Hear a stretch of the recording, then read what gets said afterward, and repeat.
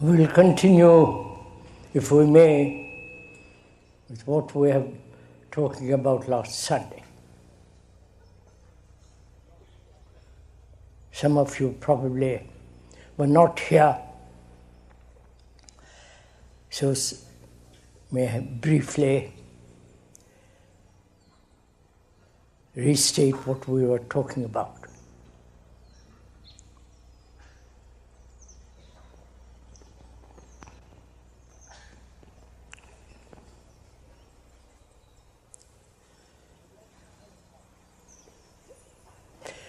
One would like to point out, if one may, that this is not an entertainment. Most people are used to be entertained, sustained by somebody else's words, actions, and so on. This is not a lecture, as is commonly understood. Nor are we trying to direct or tell you what to do. This is not a propaganda. But we are thinking together, which is a rather difficult problem, because each one wants to think in his own particular way, in his own point of view, and so on. But here, during these last 4 talks, we were saying how important it is that we should think together. The capacity to think not about something, but that comes a little later, but to think, which is to observe what is actually going on outside in the world, and also to be aware of all the difficulties, psychological travail that one has, and to discover for oneself the relationship between the so-called individual and his activity psychologically and the world. We were saying also this outward society which has become so dangerous, so insecure, is the result of our own daily activities. Perhaps the past generations have added to it, but we are responsible actually for all that is taking place in the world. And also we pointed out that our consciousness, that is, the consciousness of each so-called individual, what he thinks, what he believes, his feelings, his despairs, his loneliness, his fears, his pleasures, his enjoyments, his peculiar form of worship, and so on. Those are the content of our consciousness. And that this consciousness is common, if one may use that word common, to all mankind. Wherever you go, in this marvelous earth which we are slowly destroying, wherever one goes, even if you go as a tourist, there is this problem for all human beings. They suffer, they go through great agonies. The fear of loneliness, not being able to stand alone, their form of worship, their beliefs, their gods, and so on, just like in the West. So, as we pointed out, when you go into this question very deeply, this consciousness, which each one of us thinks that it is ours, our special property, is the common property of mankind. So, consciously, deeply, we are not individuals. Though all religions, all society, all families, and so on, have maintained that we are separate individuals with our own peculiar tendencies, capacities, outward forms, name, and so on. We are the rest of mankind. Therefore, we are mankind. We are the world, and the world is us. This is not a peculiar exotic theory, something as an ideal, but an actual psychological fact. Whether you like it or not, this is a fact. Because you suffer, and the Asiatics also suffer. You have your many problems, and so have they. You are a nationalist, and so are they. You want security, permanency, endurance, continuity, so do they. So, the illusion that we are, in our consciousness, separate individuals, is not a fact. And when one realizes that, not as an idea, not an idealistic concept, something that we have to strive after, but rather that this is the ground on which all human beings throughout the world stand. And also we were pointing out that in our relationship with each other, intimate or otherwise, man and woman, there is a great deal of strife, great deal of misunderstanding, contradiction, each one psychologically going his own way, pursuing his own ambition or her fulfillment, and so on, like two parallel lines never meeting, perhaps sexually. And also we are pointing out the nature of fear, the various forms of fear, and whether human beings who have carried this terrible burden of fear for millennia upon millennia can ever be free of it completely. We went into it very deeply, step by step, and it is possible, not a theory, not a goal, but it is possible actually to be totally, completely free of psychological fears. And also, we talked about the pursuit of pleasure. More and more in this world, outwardly, various forms of entertainment, both religious as well as the various facts of entertainment, football, and so on.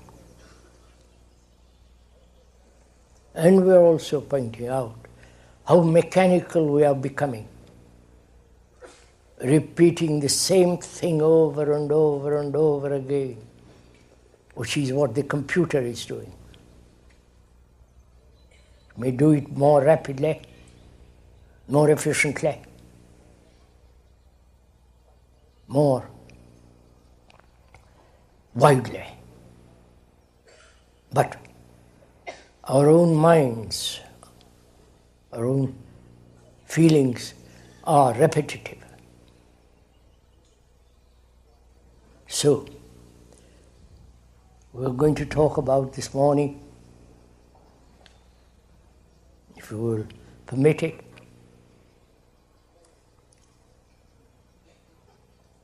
why is it that we human beings who have lived on this earth for over 1 million years or more, why we have become what we are?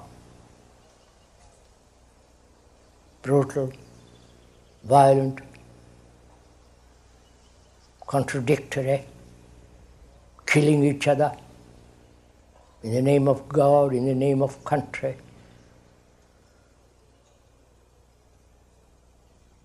In the name of peace. There used to be a slogan after the First World War which said, "This war, like the next war, is to end all wars."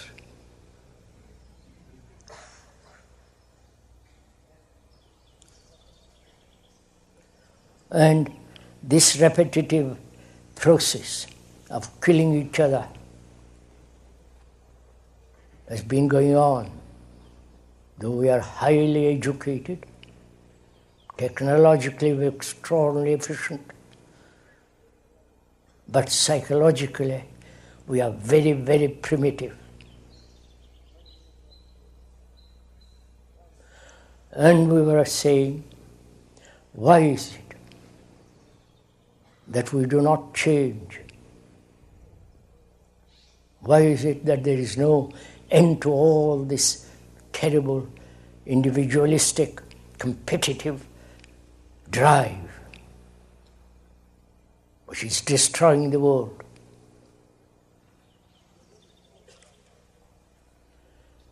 And we're going to talk about together the nature of what we consider love.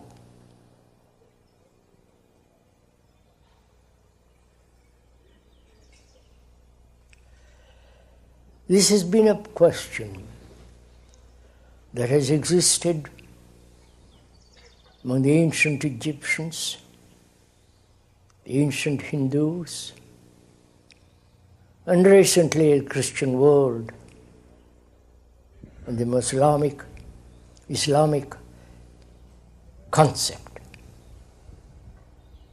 They've all preached, talked about loving your neighbor,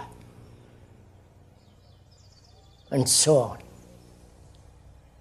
This has been asserted religiously in all the countries. But apparently, we have never come to realize what it is. We talk a great deal about it. Books are written. But we have created a God, or gods, and we love that God or gods. We don't know exactly the nature of that beauty.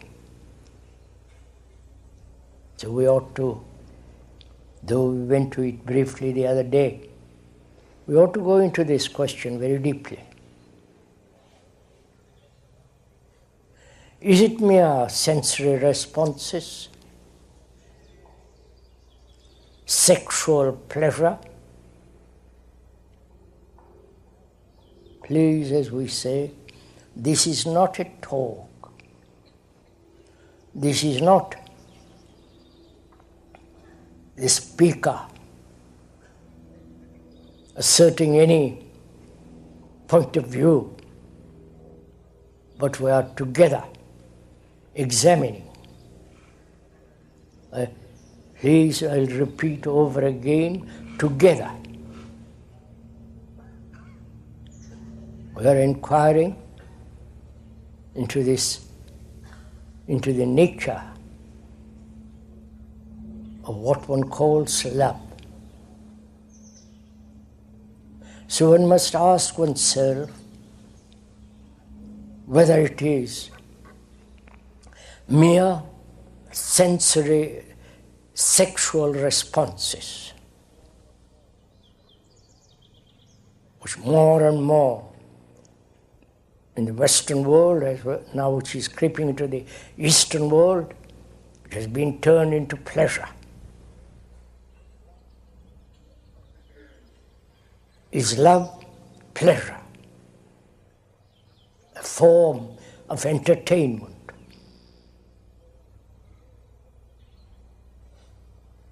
A thing which demands some kind of sensory fulfillment?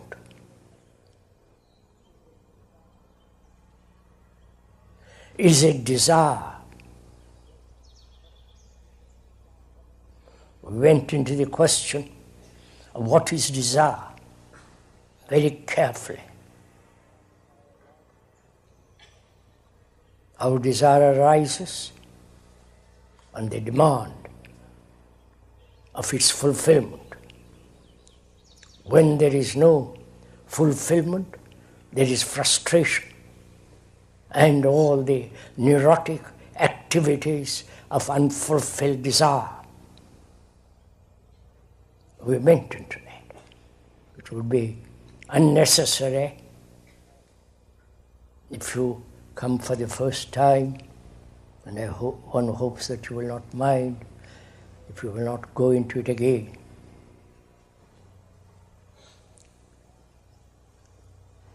So is love desire?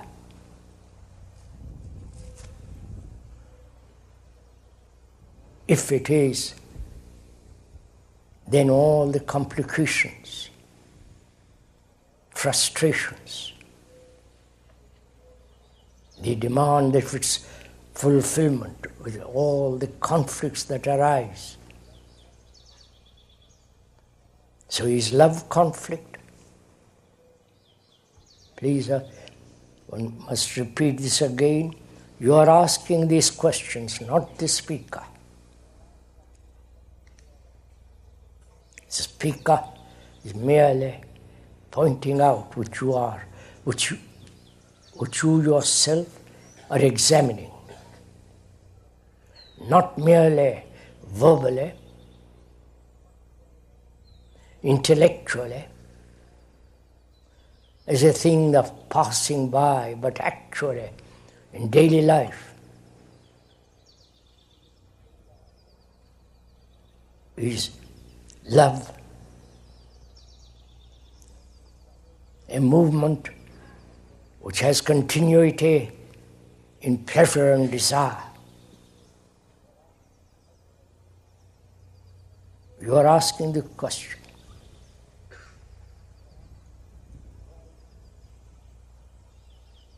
And why is it pleasure has become so extraordinarily important in the world? The whole entertainment industry, so-called sports, and if you will forgive also the religious entertainment, which is considered sacred. These are the various forms of pleasure.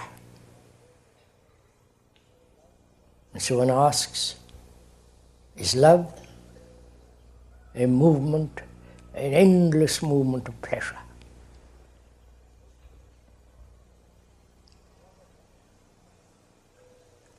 Is love attachment?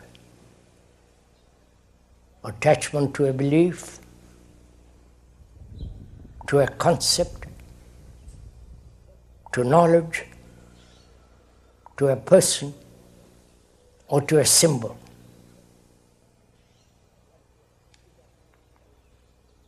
If attachment, in attachment there is fear, all the agony of being alone. So if one sees the consequences of attachment, one is attached to the country, to the flag, as everyone in the world is doing that. The separative, symbolic flag. Asiatics have their own flags, to which they are terribly attached, as in this country, for which you are willing to kill each other, which is what is happening now.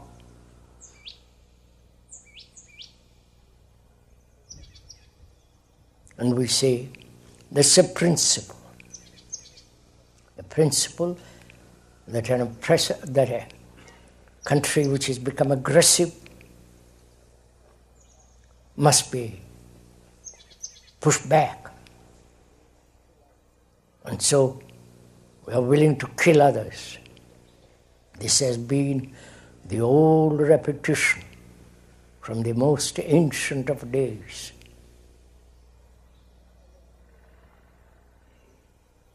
And every religion,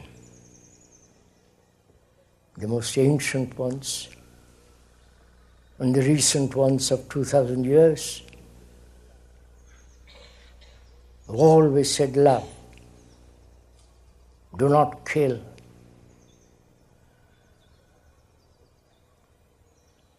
But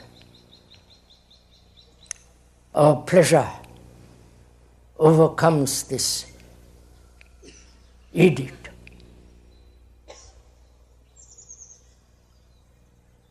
So one must, if one is at all serious in our relationship to each other,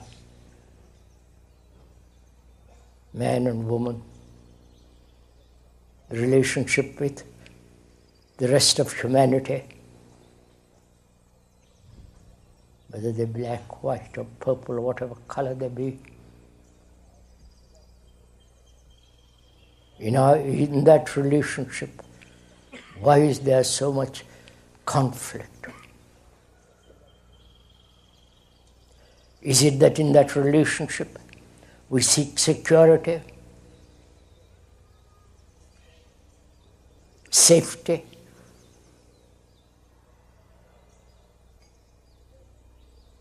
and this search for security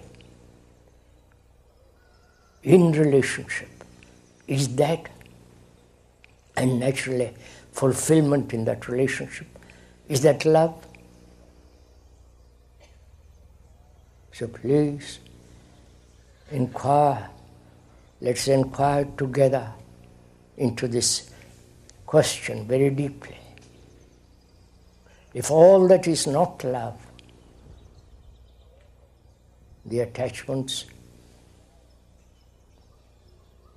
the desire to fulfill, the urge and the fear of being alone, lonely, all that, if all that is not love, like jealousy, hate, arrogance, pride, all that is not love, can it be ended? This is really quite a serious problem. Because we never end anything, come to an end. But we want, where there is ending, a replacement.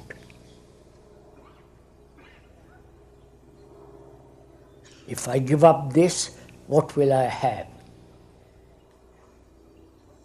So the question of ending a particular problem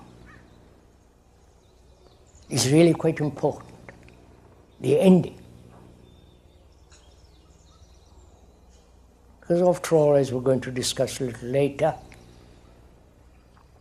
the ending of life, which is called death,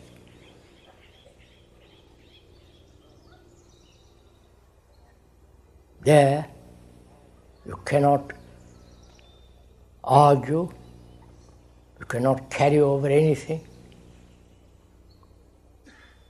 There is total ending of your memories, attachments, and so on. So one should inquire most seriously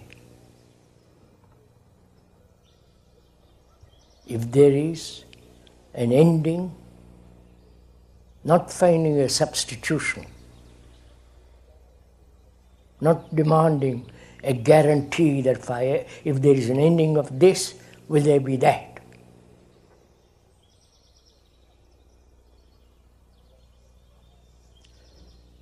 So we ought to inquire very deeply, as we said, can all the things which are false,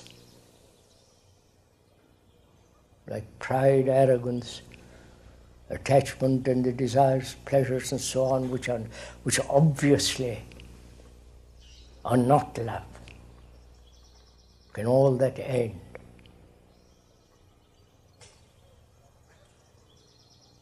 Because without love in life,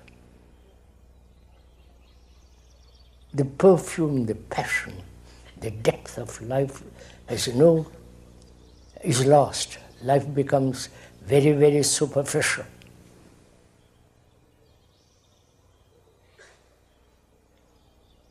Very mundane, worldly, which is what most of the world is becoming, more and more.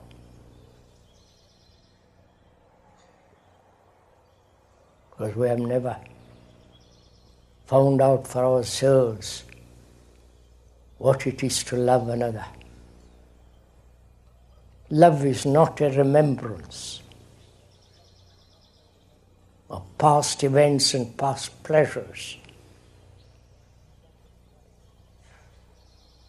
Love is not knowledge.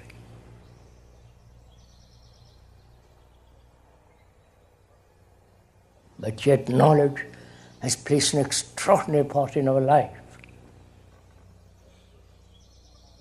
Because there are all the scientists and the biologists and so on, saying that the ascent of man is only through knowledge.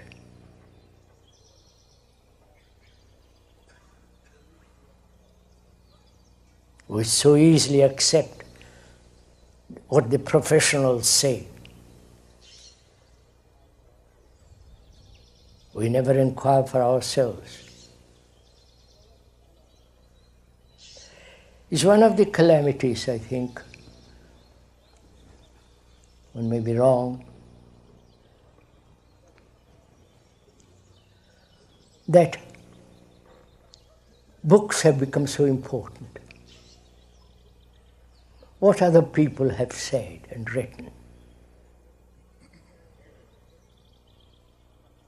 All the professionals, psychologists, we're talking of not the professionals in the technological world, but the psychological professionals who have accumulated a great deal of knowledge about oneself, about other human beings. And that knowledge transform man, transform totally, completely the nature of his consciousness, not partially, not here and there, little less fear, a little more kindness, a little more generous, less conflict. But will this knowledge that man has acquired through many, many centuries about the psyche, about the various divisions in consciousness,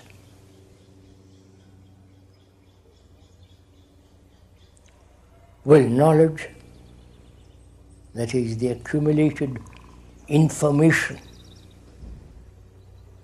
and accumulated experience, will that knowledge transform the whole content of man, content of his consciousness? Please ask this question of yourself.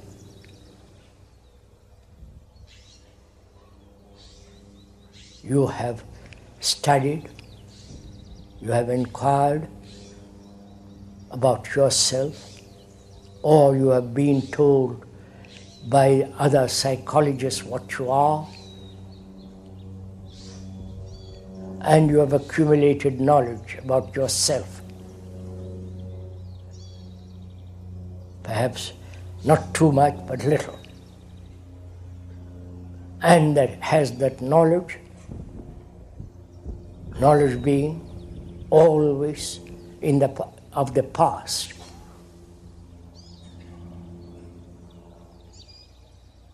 Whether that knowledge has transformed man, or a totally different kind of energy, totally different kind of activity or non-activity, will that bring about transformation in consciousness? Because this is again important to understand and go into. There are those who say consciousness, man is conditioned. You cannot possibly transform that condition. The whole philosophy, the whole school exists, believing that, asserting it, writing all about it by very, very clever people. And if it cannot possibly be transformed, then we'll perpetually live in conflict, live in contradiction, continue in eroticism of various kinds.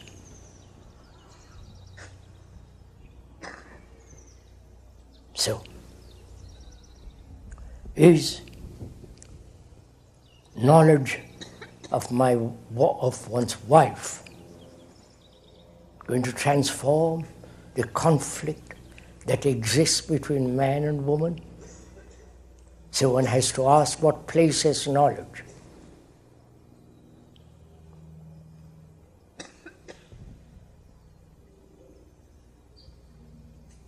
All that you have learned in school, college, university, your own personal experiences,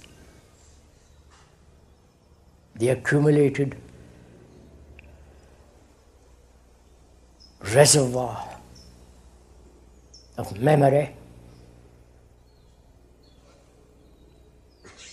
which is stored in the brain, which is the past. Meeting the present may modify itself and continue in that modified in time as the future. So he's saying, asking, will that knowledge, has that knowledge brought about deep change in human beings so that they will not kill, so that there is no fear of whatsoever psychologically, so that human beings have this extraordinary capacity to love another.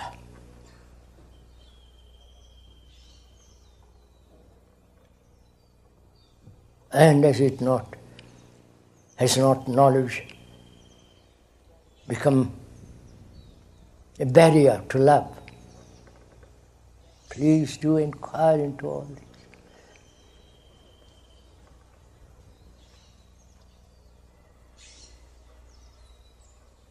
So can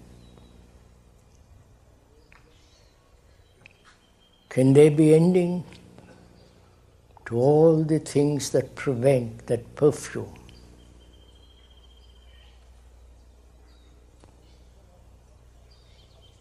And it cannot be brought about through conflict,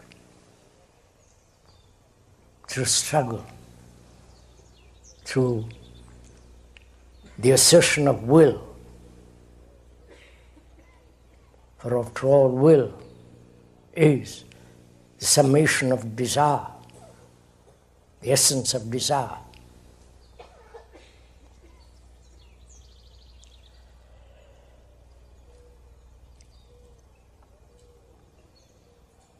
We also should talk over together one of the most complex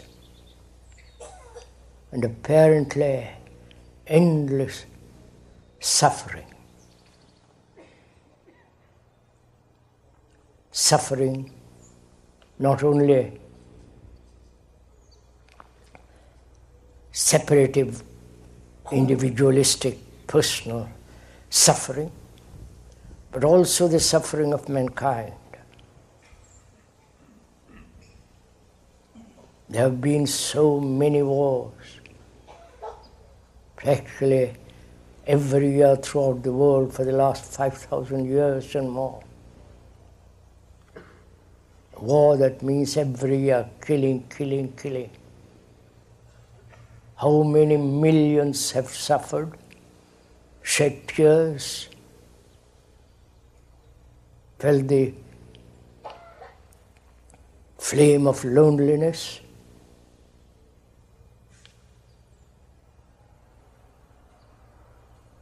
And yet we do not apparently use our intelligence to stop this cruelty, this bestiality of violence, which we talked about too the other day. So there is suffering.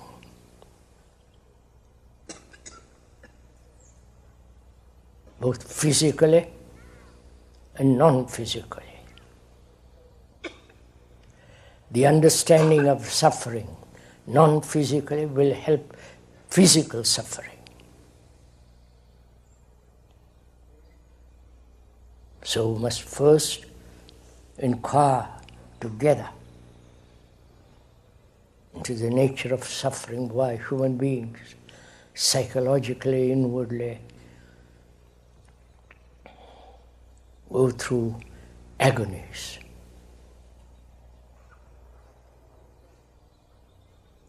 This inquiry is not cynical or sadistic, but one must inquire whether suffering psychologically can end. Is that question self-motivated? Is that question irrelevant? Because we are human beings are inflicting psychologically a great deal of suffering on others.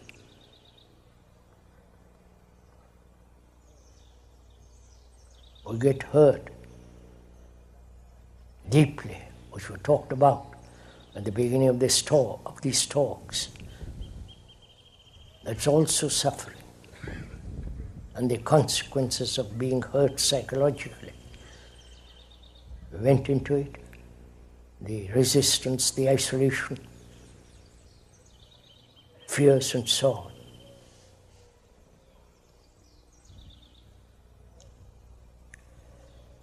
And in the Christian world, suffering has been avoided.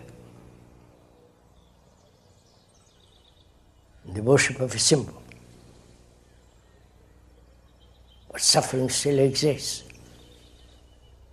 In the Asiatic world, they have all kinds of explanations for suffering, but yet they suffer. Apparently, there is no end to suffering. The human sorrow, the human pain, the grief that seems to have no end. And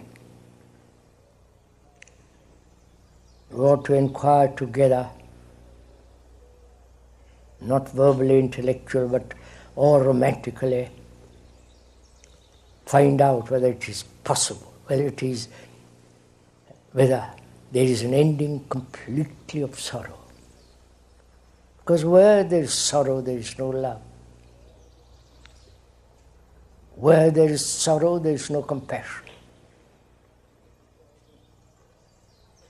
Where there is sorrow, there is no depth to intelligence.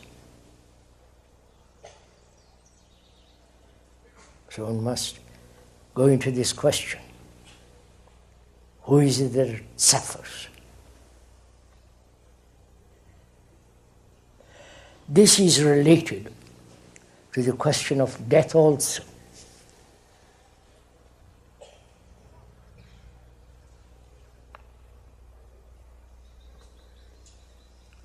We'll go into that too.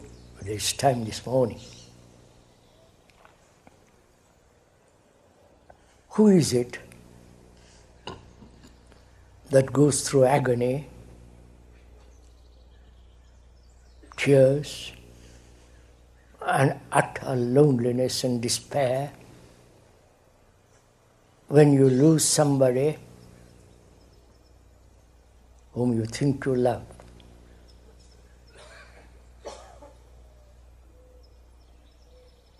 Who is it that suffers? What is the nature of that feeling or that state in consciousness? You understand all this? We are meeting each other, aren't we? Or the speaker is talking to himself. These are your problems, not that of the speaker. So please listen, inquire, find out. Not leave it to somebody else. Because if you leave it to somebody else to solve this problem, then you depend on others, and therefore you lose your own intrinsic capacity to solve all the human problems of which you are.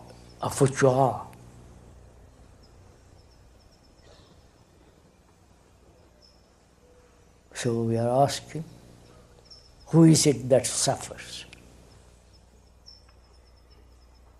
When you say, shed tears, feel utterly lost, the shock of something you have held dear is gone or lost.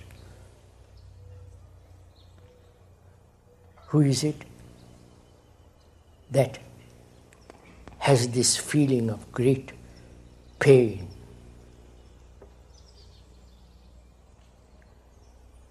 which means who is it? Who is the I that says, I suffer?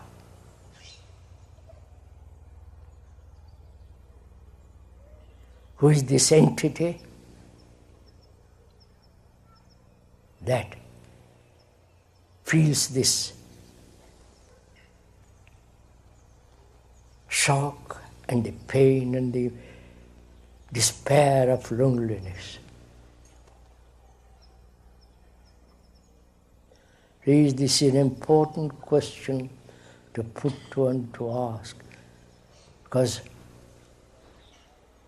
for when we are inquiring into the nature of dying,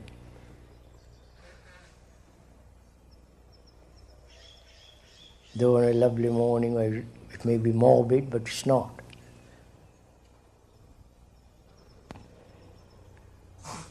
There too, who is it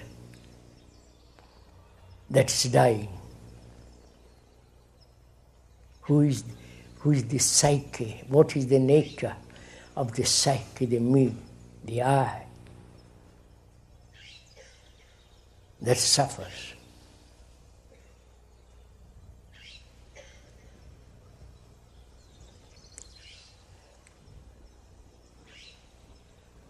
We have clung to the idea the I is something permanent. The I has a continuity. The repetition, my house, my property, my house, my knowledge, my experience, my conditioning, my fear, my pleasure, which is secretive. So, who is this I? The various psychologists have given various interpretations to it. If we could put aside all the psychologists, what they have said, and observe for ourselves, including what the speaker is saying, observe for ourselves very clearly, without any direction, without any motive, actually what we are.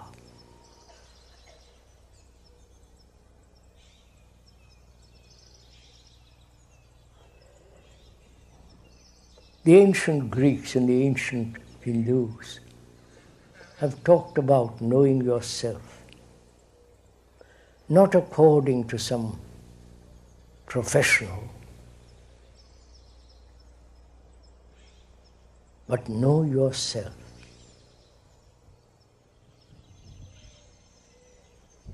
What is that self, and what is it to know about it?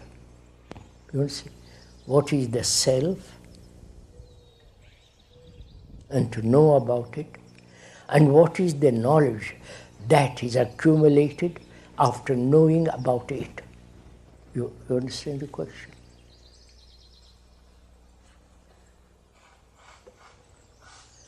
Can I know myself through time?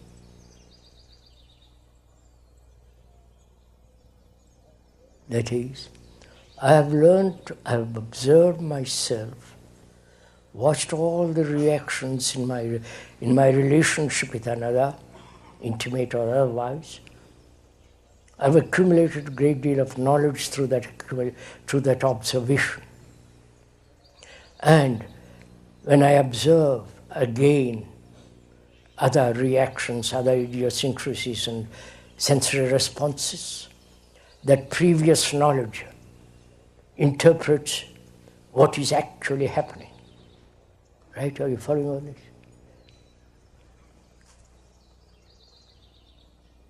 So, you are actually not knowing yourself. You are perpetuating the knowledge which you have acquired through various examinations and observations, which has become your knowledge, and that knowledge is beginning again to interpret the present responses, or the present happenings and incidents.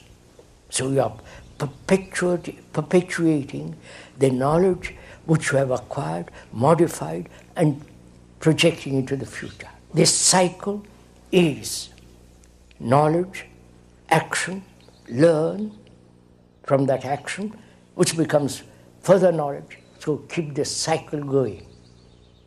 I hope you understand. Isn't that so?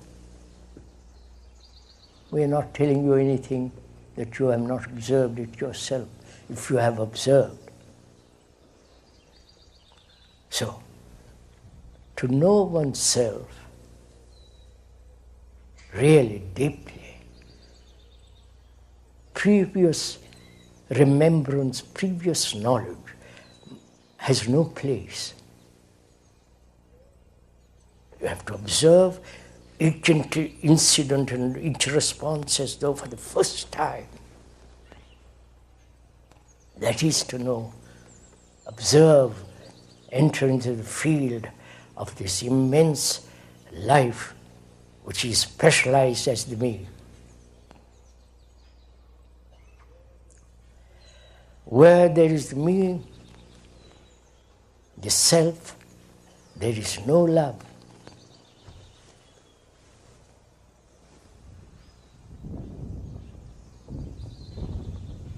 So it's very important to find out for oneself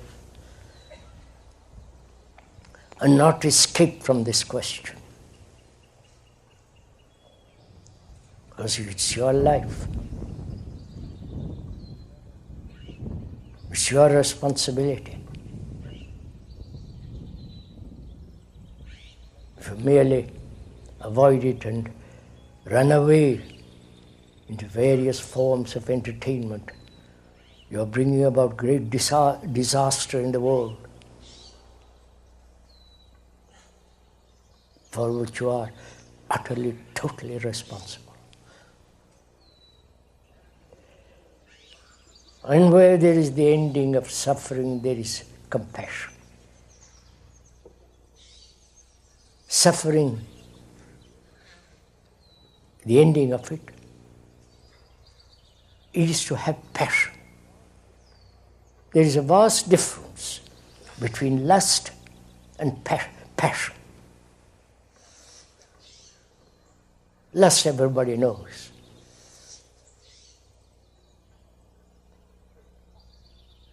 But the passion, not identified with some symbol, Christian or Asiatic symbols. We have lost that. We have not that passion. When the missionaries, the evangelists, the preachers of God and all the rest of it, they are salesmen. To have passion.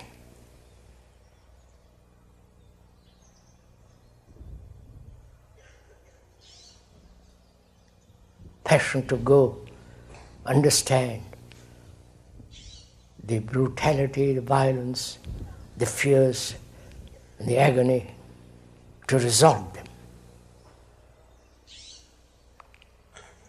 So their mind is free from all the contamination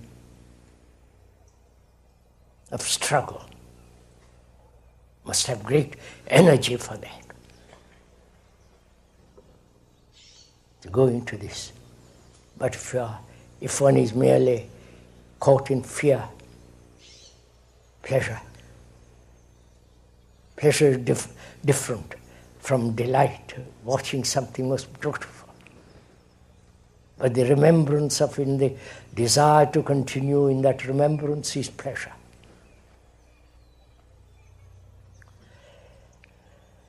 And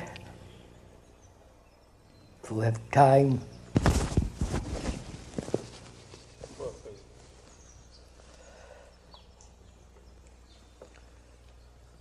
And if you're not tired this morning, we ought to consider together this immense complex problem of death.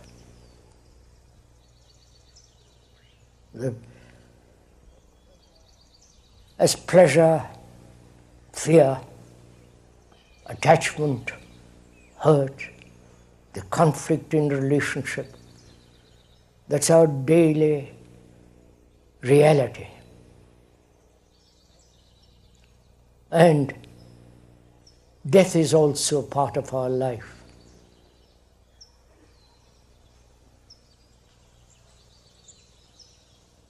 It's not something that comes at the end of life. After old age, disease, accident, it's part of this whole business of living. And we never consider the importance of death, the quality, the depth of that word.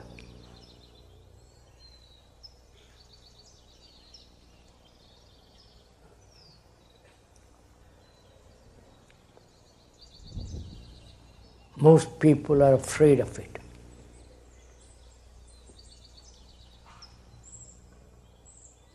And being afraid, they've invented all kinds of theories which will give them comfort. In the Asiatic world, the origin of it perhaps born in India, reincarnation. That is, the me dying will have an opportunity next life to be more happy or more greedy, and so on. In the Christian world, there is this whole concept of resurrection. You hear about it all day, wherever you go, in the Asiatic world and here. And which is important? What is after death or before death? Please ask this question of yourself. Because most of us, being frightened of death, either rationalize it, say it is inevitable, like a tree grows, withers, dies. Everything grows, becomes old, and ends, withers away. So we rationalize our existence if you are an intellectual. Or if you have very good time during life, popular, money, etc., then you will say, I've had a jolly good life. Or, as most of us laymen, our life is shallow, insufficient. Perhaps technologically we are good, money, position, status, or we are just feeble human beings, uncertain, no security psychologically. And so our life becomes rather dreary, meaningless. So, shouldn't we consider first what is our life, not what it is to die. We'll come to that. What is our life? From the moment we are born till the moment we die. What actually goes on with our life?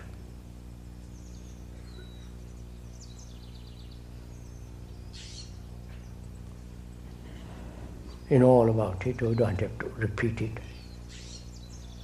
If you have grown up an adult, you work in a factory, or a businessman, lawyer, from morning till night. Repeat, repeat, repeat.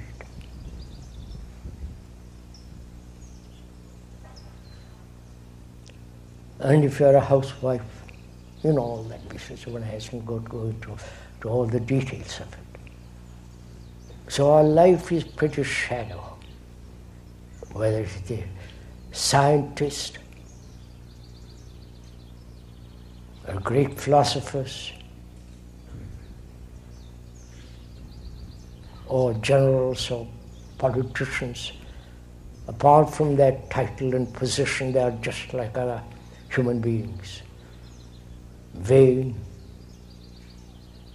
frustrated psychologically, seeking position, all the rest of it. So, our daily life is a routine and an escape from that routine.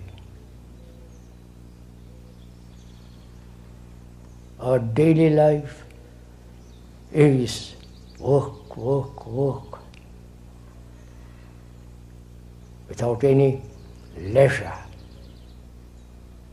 And if there is leisure, which is called holidays, it's mere enjoyment. So our life is shoddy, tawdry. Please excuse these words, they are just describing what it is, with occasional flair of great beauty and depth and happiness.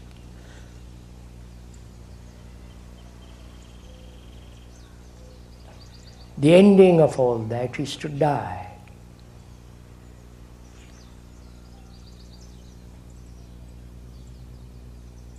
And man, woman, throughout the world is more concerned about death than living. Living without conflict. Living with great energy. Living in clarity. Living without a shadow of conflict.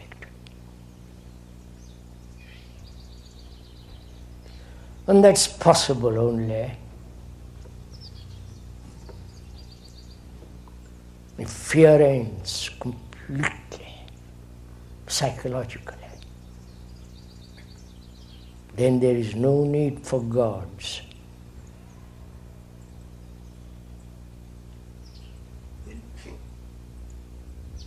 So what is it that dies? The accumulation of the knowledge about oneself, the accumulation of your properties, the accumulation of all the things to which you are attached. So is it possible to live, please understand this, to live with death all the time?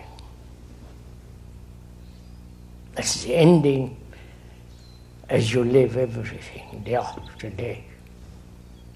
Do you understand?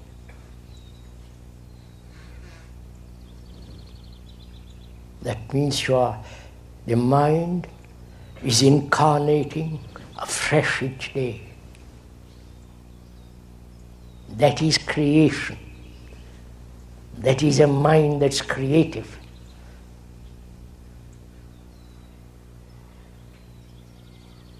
Not inventive. There's a vast difference between inventiveness and creation. All the technological world and the technicians of that world are inventive. Because they're using knowledge.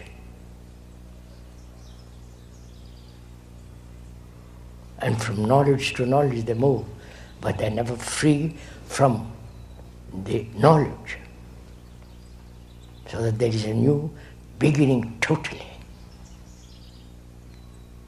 So, to live with death, not commit suicide, that's too silly. To live with death, to end my hurt, end it completely. End one's attachment and so on. So that life and living, life and death are moving together all the time. Do it.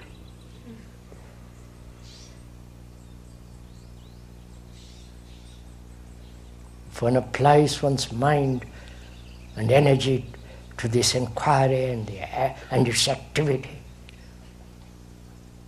then there is a totally different kind of life. And we'll talk about it tomorrow.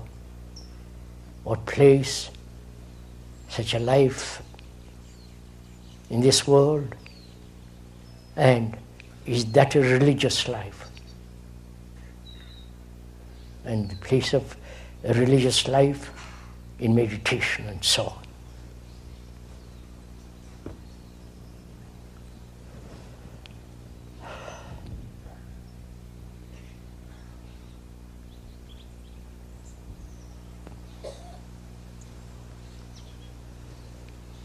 May I get up, sir?